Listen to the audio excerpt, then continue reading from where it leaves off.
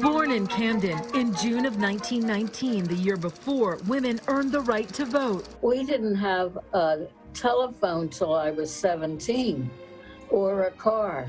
Dorothea Reigart will celebrate 102 years this June. She spent part of Women's History Month using virtual reality goggle technology called Rendeavor at her Voorhees assisted living facility. I've been to 80 countries. It took her back to places she's visited and accomplishments she's made.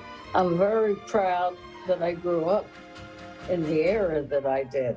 It was the Depression, and I think that had a lot to do with who we are today.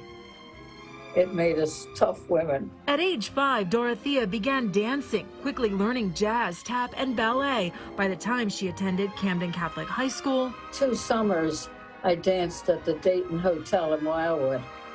That was 3 shows a night, 7 days a week for $15 a week. It was the gig economy of her time. Then, as the nation worked to recover from the Great Depression, Reigart married her high school sweetheart and became an entrepreneur, founding the Crystal School of Dance. I was the only teacher.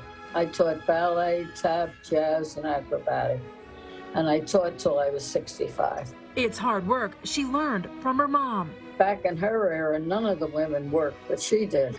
She worked in Gimbels, I remember. She worked in Bell Telephone. Work that sent a half dozen of her dance students to perform in Philadelphia at the Roxy Theater and then become part of the famed Radio City Music Hall's Rockettes. When the girls graduated from high school, my mother, if any of them were 5'5" and wanted to continue dancing, my mother would take them to New York to audition. Dorothea hopes young women today will use the pandemic as a catalyst to work harder. I must have loved it or I couldn't have done it. A catalyst to achieve something great. It's the times that you're growing up in that pushed me to where I went. Reporting in Voorhees, Cydney Long, NBC10 News.